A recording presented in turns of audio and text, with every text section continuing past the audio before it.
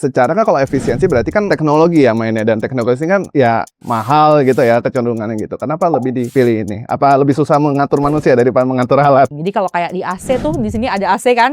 Tuh AC itu kan ada tandanya tuh yang bintang 5 itu loh. Oh, Label. ya. Nah, kalau bintang 5 itu artinya dia sudah sangat efisien sebenarnya gitu. Dan satu lagi sebenarnya ini menarik sih. Saya ingin katakan bahwa efisiensi energi itu harusnya tuh bukan privilege gitu. Bahwa mereka yang rumah tangga yang berpenghasilan rendah gitu ya, itu juga harusnya bisa memiliki akses terhadap gitu ya peralatan-peralatan hemat energi, rumah-rumah atau ya apapun yang kaitannya dengan energi efisiensi gitu kan.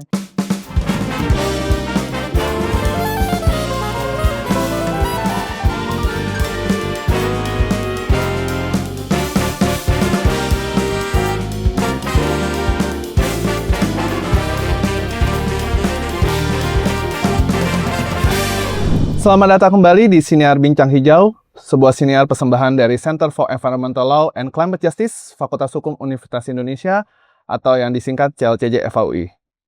Perkenalkan, saya Gerhard Manggara, peneliti CLCJ FHUI.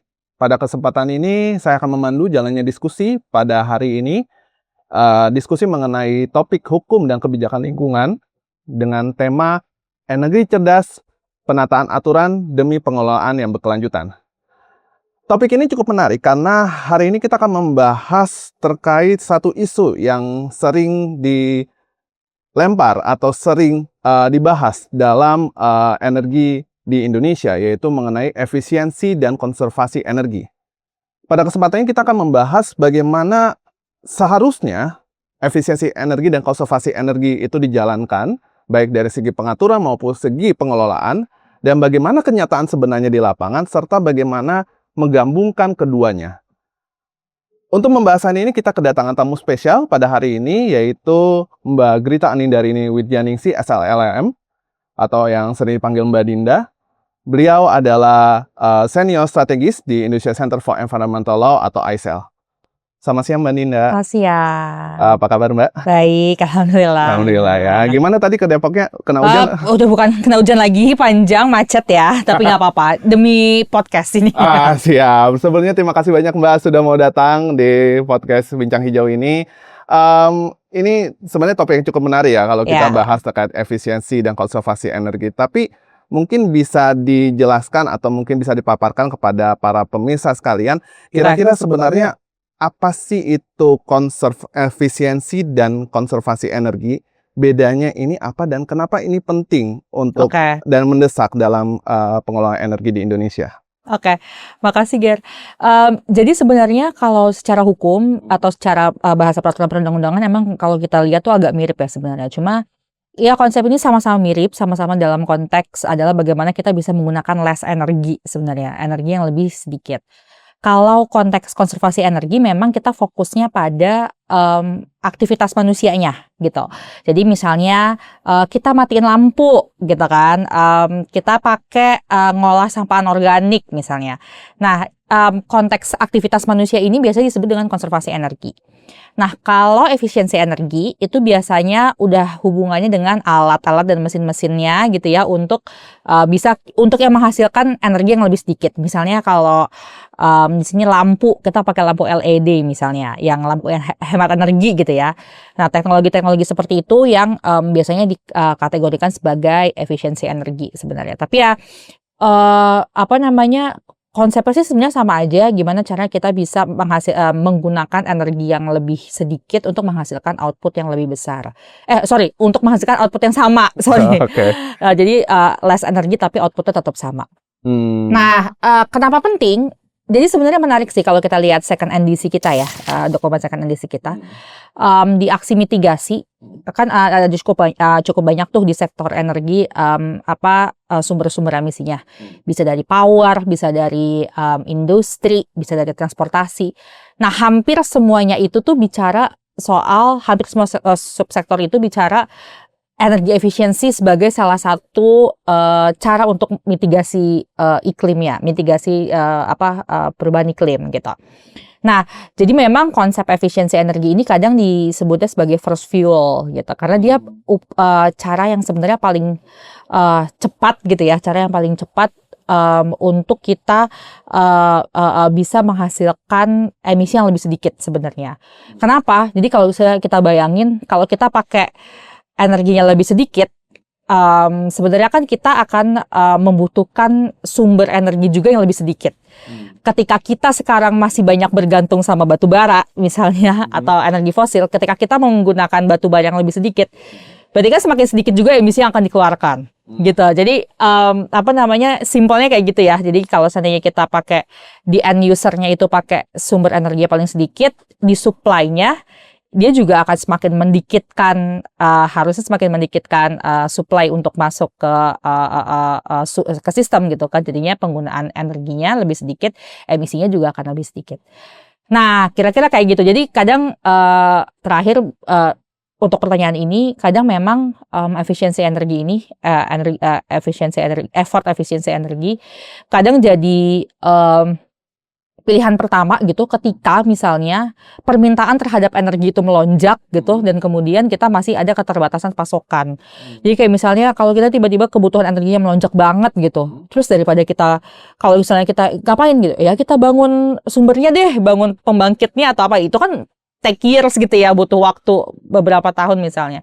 Tapi kalau seandainya kita permintaan melonjak, ya udah kita gunain aja less energi gitu. Jadi kita bisa bisa menyesuaikan dengan sources yang ada gitu. Ya, kira-kira kayak gitulah sistemnya. I see. Jadi sebenarnya ini kayak serupa tapi tak sama ya, bahwa ini sebenarnya konsepnya sama, ini mengurangi untuk pemakaian energi tapi pendekatannya berbeda ya. Betul. Bahwa efisiensi lebih ke alat, konservasi lebih ke pengurangan perilaku kita lah ya, aktivitas. Nah, tapi sebenarnya menarik Mbak, ketika tadi Mbak menyebut di second NDC kita bahwa hampir semua atau ya bisa dikatakan ya hampir semua subsektor itu menekankan kepada efisiensi dibandingkan konservasi. Kenapa yang dipilih efisiensi? Karena kan masuknya secara kan kalau efisiensi berarti kan teknologi ya mainnya, dan teknologi ini kan ya mahal gitu ya kecenderungannya gitu. Kenapa lebih dipilih ini? Apa lebih susah mengatur manusia daripada mengatur alat? Enggak sih, sebenarnya kan karena di NDC itu kan kalau kita ngelihat subsektornya itu kan cukup kita bicara soal supply-nya gitu kan.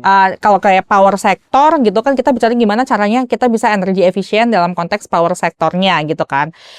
Kemudian kalau industri sebenarnya mungkin harusnya ada energi konservasinya juga ya di sana gitu. Cuma konteksnya memang biasanya kalau dalam konteks yang lebih besar gitu ya, di dokumen-dokumen itu kan dia cukup teknokratik kan sebenarnya. Untuk konteks mengurangi emisi yang lebih besar biasanya memang pasti pakai energi efisiensi, karena pasti hubungannya udah pasti dengan teknologi, hubungannya udah pasti dengan alat gitu ya. Sementara kalau kita bicara soal energi konservasi gitu, kan sebenarnya kita bicara soal changing behavior gitu. Ya, gimana kita tutup nih, kita selesai ini semua, kita matiin lampu, nggak bicara kayak gitu. Ya mungkin NDC nggak bicara sampai ke sana, mungkin dalam konteks bentuk dokumennya aja sih kalau menurutku. Karena NDC nggak mengatur hal-hal yang hubungannya sama gimana kita bisa merubah behavior kita gitu, tapi lebih ke gimana secara sistem gitu ya, apa yang perlu untuk diubah kayak gitu sih bacaanku ya. I see. Jadi memang karena lebih pendekatan di NDC-nya lebih fokusnya ya udah memang diarahkannya ke efisiensi tadi ya, efisiensi energi kayak gitu.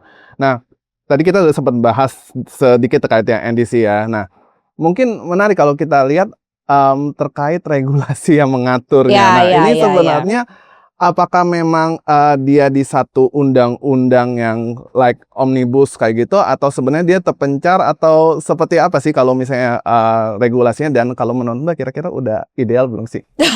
Oke, udah ideal apa belum itu nanti kita bahas implementasinya ya. Cuma dalam konteks regulasi sih menarik karena sebenarnya mandat untuk kita melakukan konservasi energi itu udah dari tahun 2007. Pertama kali kita punya undang-undang energi gitu ya, undang-undang 30 tahun 2007. Nah di sana meskipun itu hanya mungkin sedikit pasal yang bicara terkait dengan hal itu gitu, bahwa yang namanya energi konservasi gitu ya, itu ada peran dari pemerintah pusat, pemerintah daerah, bahkan private sector gitu kan, semuanya punya peran gitu, dan ada mandat untuk memberikan insentif bagi yang melakukannya dan disinsentif bagi yang tidak melakukannya. Kira-kira kayak gitulah.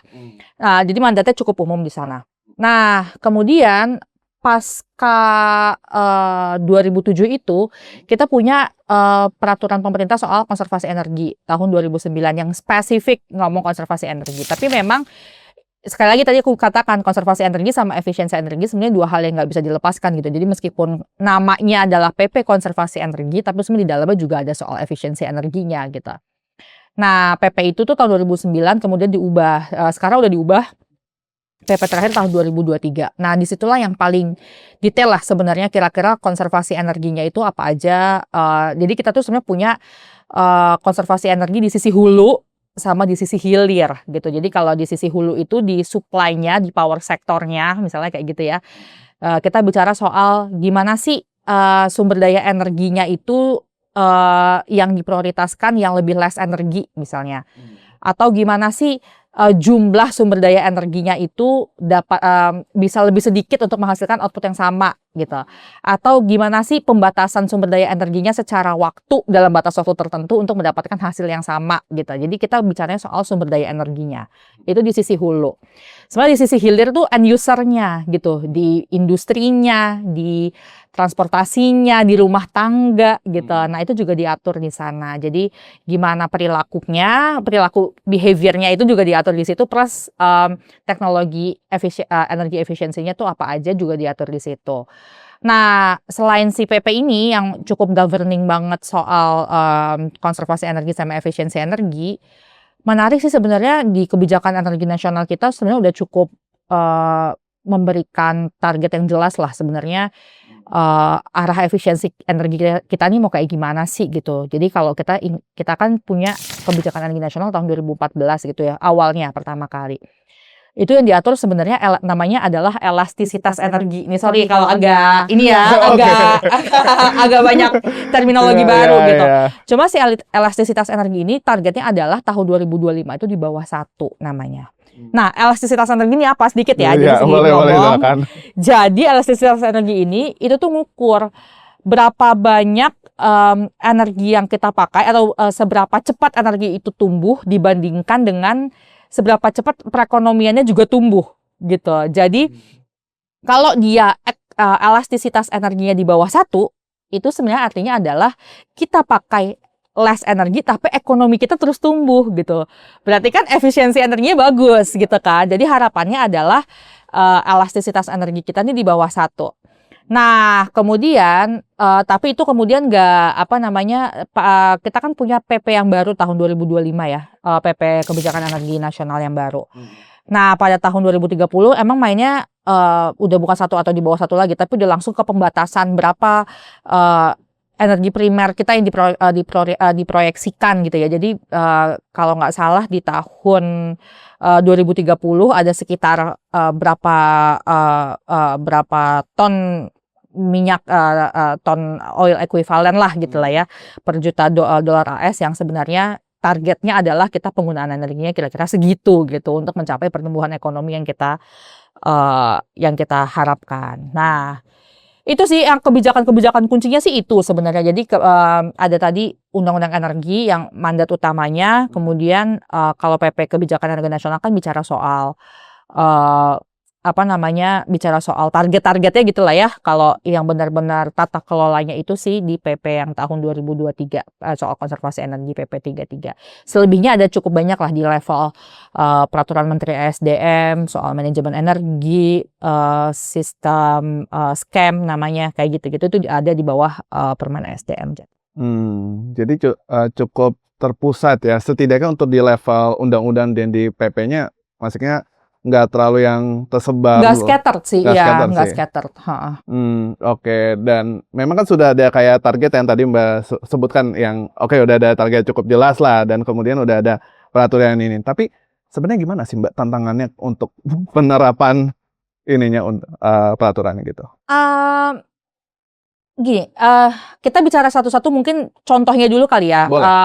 Karena tantangannya ini mungkin agak beda-beda dalam konteks masing-masing bentuk konservasi energi tadi. Misalnya gini, ada konservasi energi namanya manajemen energi. Salah satu bentuk konservasi energi itu disebut dalam PP 33 tahun 2023 itu adalah namanya manajemen energi. Jadi gimana gedung-gedung gitu ya, atau user-user, pengguna-pengguna energi, itu kemudian dia bisa melakukan manajemen, jadi ada audit energinya gitu kan, kemudian ada manajer energinya, misal kayak gitu, untuk memastikan bahwa penggunaan energi mereka itu tuh penggunaan energi mereka tuh efisien gitu. Itu namanya manajemen energi. Jadi kalau di manajemen energi itu kalau nggak salah ada batas tertentu lah, kalau seandainya dia misalnya di building itu penggunaan energinya sekian gitu ya, dia udah wajib audit energi namanya, karena dia udah cukup besar gitu kan penggunaan energinya. Itu ada namanya manajemen energi. Kemudian salah satu contoh bentuknya lagi ada namanya sistem kinerja energi minimum atau SKEM. Yang salah satu bentuknya adalah ada label, energy labeling. Jadi kalau kayak di AC tuh, di sini ada AC kan. Itu AC itu kan ada tandanya tuh yang bintang 5 itu loh, label. Ya. Nah, kalau bintang 5 itu artinya dia sudah sangat efisien sebenarnya gitu. Jadi ada namanya yang mengukur sebenarnya seberapa efisienkah energi di peralatan-peralatan elektronik ini, kemudian dia ditempel sama si label energi kayak ini gitu. Nah, itu salah satu bentuknya juga. Nah, emang tantangannya beda-beda dalam konteks manajemen energi misalnya. Meskipun meskipun dia ada beberapa tingkatan yang kemudian dia harus diwajibkan melakukan audit, cukup banyak juga yang masih belum melakukan audit gitu. Dan mekanisme law enforcement-nya karena memang dalam PP itu ada sanksinya sebenarnya, kayak teguran tertulis gitu misalnya kalau nggak melakukan audit. Mekanisme law enforcement-nya juga dia nggak enforce lah, kira-kira kayak gitu. Terus dalam konteks scam nih yang label, belum banyak. Ada salah satu riset sebenarnya yang bilang bahwa awareness orang-orang Indonesia itu untuk membeli gitu ya, untuk membeli alat-alat yang cukup efisien itu masih sangat sedikit, masih sangat kecil, masih sekitar 6,5% gitu. Yang mana sebenarnya understandable aja sih buat saya, karena ya pasti orang-orang akan membeli yang least cost kan sebenarnya gitu ya. Pasti kan. Karena kadang-kadang kalau kita energi efisien, yang paling efisien juga kadang harganya juga berdampak kepada harga kan sebenarnya. Nah, behavior kayak gini yang memang masih belum banyak kebentuk gitu di Indonesia. Plus sebenarnya informasi bahwa kalau bintang 5 itu ternyata energi efisien, itu juga ternyata kan masih belum banyak yang tahu gitu. Jadi cuma masih 6,5%. Masih cukup banyak sih dalam konteks pembiayaan misalnya, karena skala-skala proyek energi efisiensi ini kadang-kadang lebih kecil, cukup kecil gitu. Jadi dibandingkan dengan biaya transaksinya dan kompleksitasnya, jadi banyak yang yang kadang melihatnya ini bankable atau enggak ya, misalnya kayak gitu. Nah, di luar itu memang konteks research and development-nya juga masih belum banyak yang kebangun misalnya kayak gitu. Terus sama kurangnya ini sih data yang akurat gitu, kayak misalnya udah ada audit energi nih, kemudian gimana sih si perumahan ini atau gedung ini kemudian hasil audit energinya kayak gimana sih gitu. Jadi belum transparan juga misalnya kayak gitu. Jadi orang juga awareness orang-orang tuh juga belum kebangun untuk pada akhirnya tahu ternyata gedung ini cukup efisien loh, gedung ini green loh, misalnya kayak gitu. Itu juga belum banyak yang kebentuk gitu. I see. Tapi jujur sih, aku juga baru dapat pengetahuan baru yang soal bintang 5. Dari tadi kan aku lihat ini apaan, ini cuma tempelan-tempelan biasa, ternyata ada artinya ya Mbak kayak gitu. Iya. Menarik sih. Tapi menarik tadi Mbak juga cerita bahwa salah satu tantangannya adalah mungkin daya beli kali ya, bahwa kemudian harganya terlalu mahal sehingga susah dijangkau oleh sebagian besar masyarakat Indonesia. Nah, tapi sebenarnya ada nggak sih Mbak kayak semacam insentif dari pemerintah misalnya untuk mengurangi harga-harga yang tadi ya, mungkin misalnya AC udah efisien atau misalnya elektronik lainnya energinya sudah efisien kayak gitu, dan kalau misalnya udah, kira-kira dalam bentuk apa? Ya, sebenarnya kalau dalam konteks, nah ini saya harus riset lagi sih ya, kalau seandainya dalam konteks pembelian, maksudnya insentif untuk konsumennya gitu ya. Karena sebenarnya, tapi saya mungkin harus balik dulu nih sebelum kita bicara insentif gitu. Buat saya salah satu driver gimana caranya supaya efisiensi energi ini jadi cukup dilirik, itu harusnya kita perlu untuk sedikit demi sedikit ini lepas dari subsidi gitu. Oke. Kebayang nggak sih maksudku gini, selama ini kita beli listrik dengan harga sekian. Harga listrik ini kan sebenarnya harga yang sudah disubsidi karena misalnya harga batu bara kita misalnya juga disubsidi juga jadi gitu. Jadi sebenarnya harga listrik yang kita pakai sekarang itu sebenarnya kan tidak merefleksikan sebenarnya berapa sih harga energi yang sesungguhnya. Sebenarnya kan kayak gitu. Nah, ketika misalnya kita masih membeli listrik dengan harga yang murah misalnya, kan kita secara behavior juga nggak ada kegentingan untuk gue hemat listrik, saya hemat listrik aja deh gini daripada bayar listrik yang makin mahal atau kayak gimana kan kayak gitu ya. Jadi memang reformasi di dalam konteks subsidi gitu ya itu jadi hal pertama banget kalau seandainya kita memang ingin merubah perilaku gitu atau membangun ekosistem energi efisiensi dan energi konservasi ini gitu.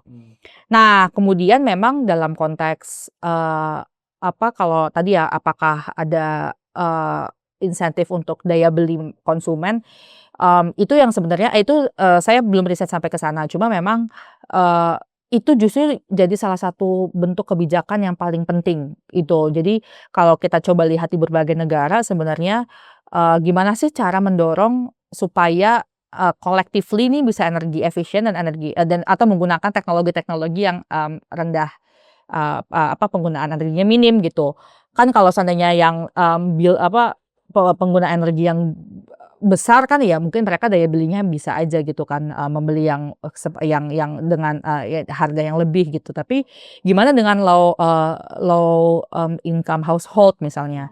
Ya memang itu biasanya dikasih direct grants gitu kayak hibah atau bantuan tunai misalnya kayak gitu ya. Untuk kemudian bisa afford atau membeli barang-barang yang sebenarnya inilah ya rendah energi efisien kira-kira kayak gitu. Di luar itu memang kalau kita ngelihat struktur insentif yang ada gitu ya sebenarnya memang cukup besarnya adalah di penyedia peralatannya gitu loh. Jadi kayak misalnya gimana pemerintah bisa akan melakukan pengurangan atau pemotongan pajak misalnya gitu kan. Itu yang ya itu yang cukup banyak sih yang aku lihat secara struktur untuk insentif sekarang gitu. Iya, karena aku kan kayak misalnya kalau kita ngelihat misalnya kita ambil contoh misalnya insentif mobil listrik kan buat meningkatkan penjualan mobil listrik dan akhirnya banyak orang beli mobil listrik karena wah lebih murah gitu. Jadi aku mikir kayak mungkin bisa juga nih untuk yang produk-produk ini kayak gitu. Tadi kan selain terkait insentif atau ini tadi kan Mbak sempat sebut bahwa salah satu tantangannya adalah berkaitan dengan ketidakpatuhan untuk audit energi ya. Nah, sebenarnya gimana sih sejauh ini pemerintah dalam memaksa tanda petik untuk yang bandel-bandel ini, yang nakal-nakal ini untuk melakukan audit energi dan kira-kira menurut Mbak ada yang bisa ditingkatkan nggak sih untuk ininya? Ya jadi kalau kita melihat di regulasinya memang salah satu disinsentifnya tadi kalau sanksi itu dia akan dapat teguran tertulis gitu.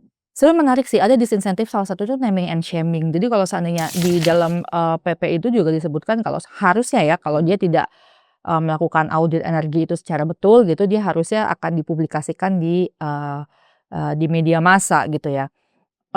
Itu cukup salah satu hal yang menarik sebenarnya secara regulasi gitu tapi secara implementasi itu belum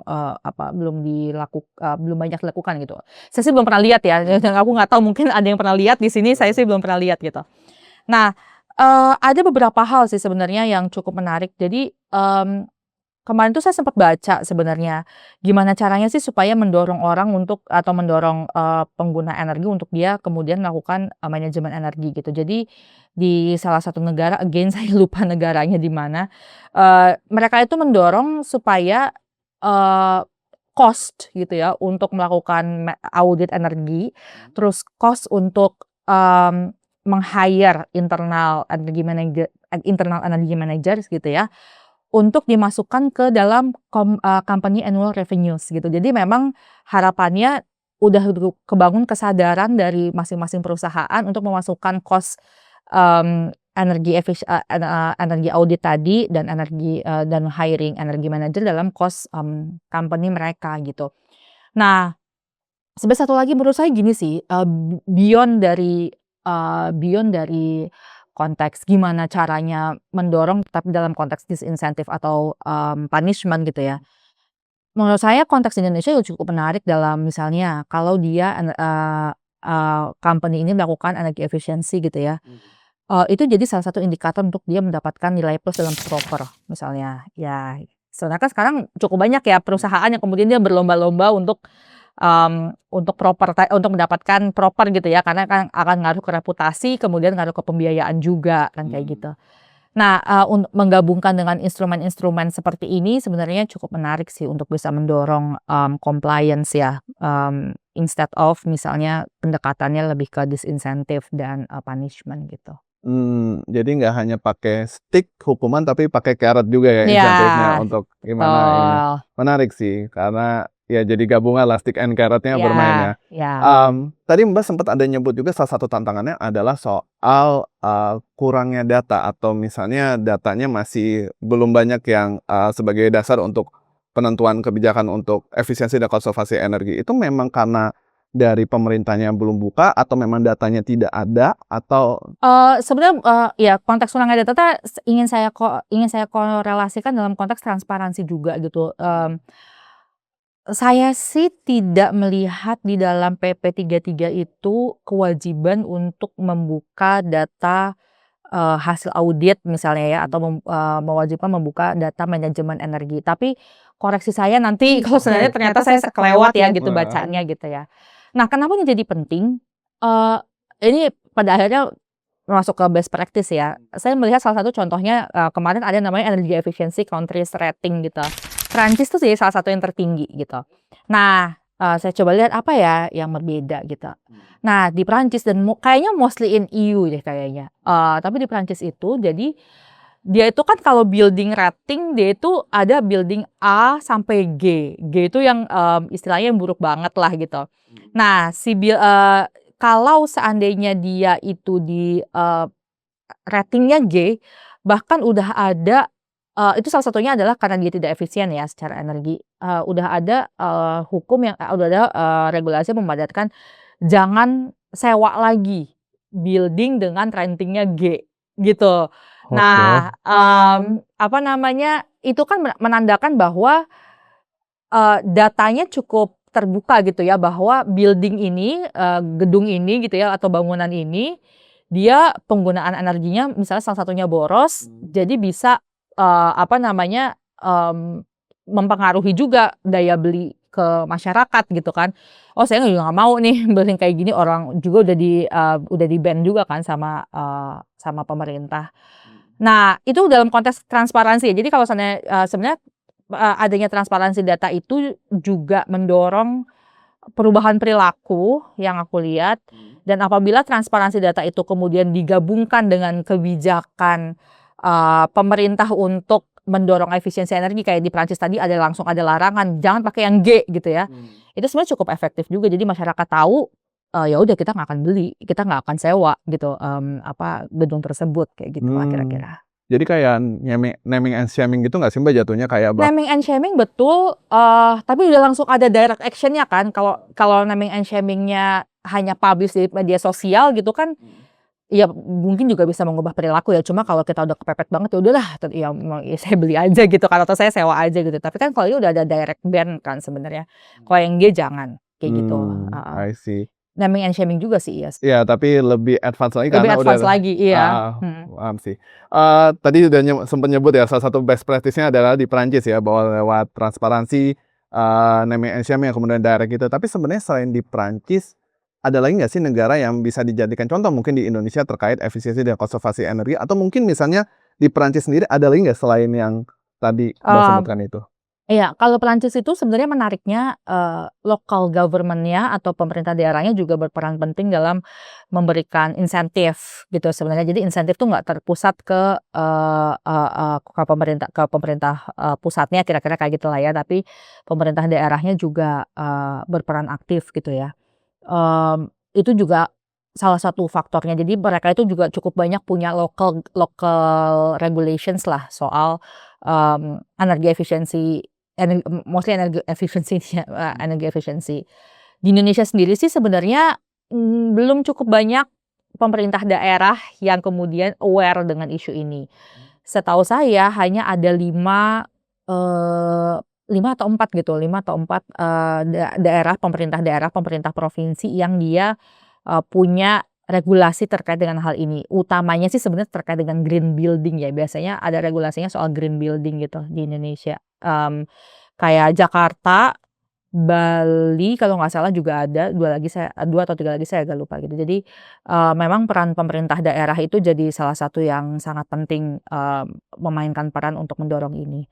Plus memang, konteks law enforcement-nya, cukup ketat gitu. Jadi kalau seandainya memang mereka tidak melakukan audit, selama 3 tahun berturut-turut gitu ya, udah nggak bisa gitu, udah pasti akan kena, sanksi gitu ya, kalau di Perancis. Kira-kira kayak gitu dan mereka juga punya, regulasi soal heating, soal pemanas, heater gitu kan. Karena kan kalau mereka household-nya itu bukan hampir, mungkin 60%-an lebih, sumber energi consumption-nya itu pasti dari heater kan, kayak negara-negara dingin ya, kira-kira kayak gitu kan. Nah, mereka tuh punya strict regulation soal itu juga, jadi kayak misalnya nggak boleh lagi, untuk building-building yang baru akan dibangun dan existing building itu dia pakai heater yang, fossil fuel based, yang dari coal, atau dari, gas aku agak lupa, tapi aku ingat dari coal udah strictly ban di sana gitu. Nah, makanya kan saya harus katakan konteks efisiensi energi ini jika ingin berkelanjutan sebenarnya memang harus sejalan dengan konteks transisi energi di negara tersebut gitu. Kalau seandainya mereka udah berani ban, coal sebagai salah satu sumber heating di negara mereka gitu ya, berarti kan mereka harus udah mikir penggantinya dari mana kan, kira-kira kayak gitu. Energi bersih apa yang untuk menggantikan coal. Jadi memang konteks, energi efisiensi dan konteks, transisi energi memang dan konteks transisi energi in general ya, pengembangan renewable energinya gitu, itu juga harus sejalan gitu sih. I see. Menarik sih kalau, tadi dengan pernyataan Mbak bahwa efisiensi energi dan transisi energi harus berjalan beriringan ya. Bahwa kemudian efisiensi energi bukan semata, "Oh yaudah kita kurangin aja," atau misalnya kita bikin lebih efisien teknologi misalnya energi kotor, tapi kemudian bagaimana itu bisa kita ganti menjadi energi lebih bersih yang lebih efisien gitu ya. Nah, terkait itu kalau misalnya kita lihat dalam konteks Indonesia, kira-kira ini kan cukup banyak ya subsektor yang memanfaatkan energi ya, dan ya dalam jumlah yang besar. Kira-kira, yang paling urgent untuk misalnya dapat intervensi pemerintah terkait untuk efisiensi itu di mana aja dan kira-kira udah ada contohnya yang cukup berhasil terutama kalau misalnya dalam, eee, perubahan ke energi bersih nggak sih, Mbak? Nah ini juga salah satu hal yang, menarik sih ya, karena gini, kalau dalam konteks, di sisi supply-nya dulu deh, tadi kan kita bicara soal power sector gitu kan.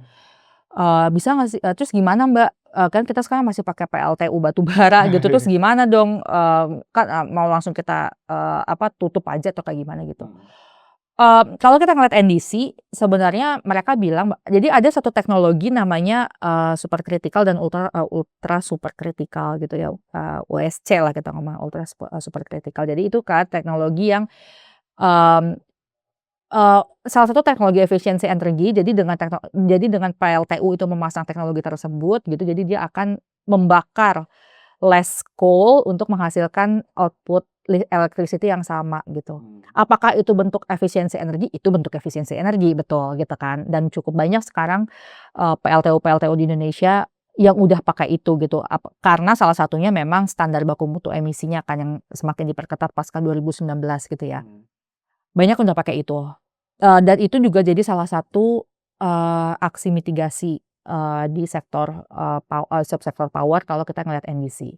Tapi apakah kita setuju dengan USC? Nah, itu isu lain. Iya Karena iya gini, iya. sebenarnya USC mungkin bisa jadi, short term solution perhaps gitu ya. Tapi kalau kita pakai USC, tapi kita nggak punya, peta jalan transisi energi dan kapan PLTU tersebut akan dipensiunkan, ya sama aja berarti kita menggunakan teknologi efisiensi energi gitu kan untuk kemudian kita memperpanjang umur energi fosil, kan kira-kira kayak gitu ya. Jadi itulah tadi saya katakan yang namanya efisiensi energi itu harus sejalan dengan rencana transisi energi yang ketat kalau kita mau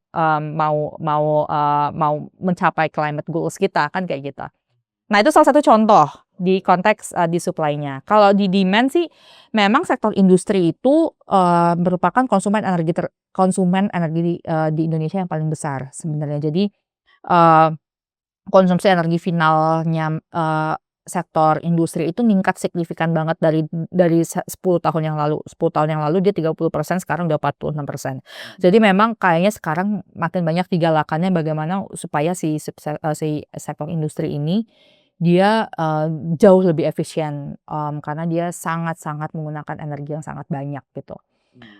Di luar itu memang sektor bangunan sih, bangunan tuh bisa dia konteksnya adalah bangunan pemerintah, bisa konteksnya dia adalah bangunan komersial, bisa dia konteksnya adalah bangunan residensial yang household gitu. Itu yang account for sekitar 17%-an dari total konsumsi energi di Indonesia gitu. Nah memang kalau mau fokus tentunya ada sektor transportasi yang lain gitu ya, tapi tadi saya ambil memang kayaknya sekarang yang paling digenjot banget itu si sektor industri kalau saya lihat ya. Di luar juga tentunya sektor household yang dengan mengubah perilaku dengan menyediakan alat-alat yang bisa dijangkau oleh daya beli gitu, supaya kita juga bisa kontribusi dalam konteks efisiensi dan konservasi energi.